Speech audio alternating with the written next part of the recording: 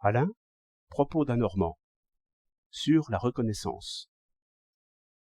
Je ne saurais pas recevoir, et, par suite, je ne sais pas bien donner. Je crois que beaucoup de gens sont comme moi. Je crois notamment que les pauvres reçoivent sans joie. Entendons bien cela. Je crois qu'ils ont du plaisir à manger s'ils avaient faim, et ainsi pour le reste.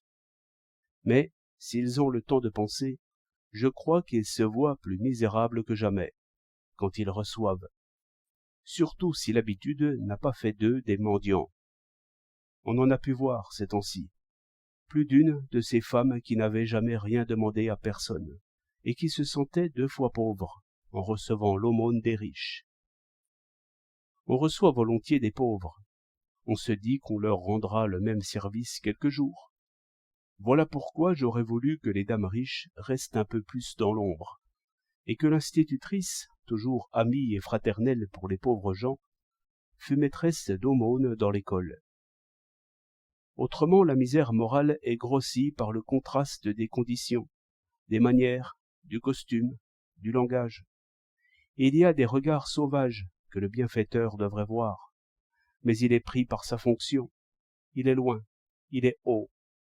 Il donne comme d'autres prêchent. C'est parce que je pense à ces choses que je ne sais point donner. J'éprouve une espèce de honte en pensant à cette puissance souveraine que j'ai pour 40 sous. Les merci me font peur. C'est pourquoi je cherche des discours égalitaires. Mais tout cela ne va pas sans rudesse. En somme, je ne suis pas à l'aise dans le métier de bienfaiteur. Si j'étais plus riche, j'apprendrais sans doute bien vite à être riche. Je jugerais d'après 2 ou 3 mendiants flatteurs. Je prendrais pour reconnaissance le sourire naïf des enfants. Je me ferais au métier de roi. Personne n'y résiste. Après cela, quand je lirai les discours que les pauvres préfèrent, quand je verrai la haine grossie dans les foules, quand je sentirai passer quelque onde révolutionnaire et gronder quelque international ou carmagnole, je me dirai très sincèrement, ce n'est point là le peuple, ou bien c'est qu'ils ont bu. 11 février 1910.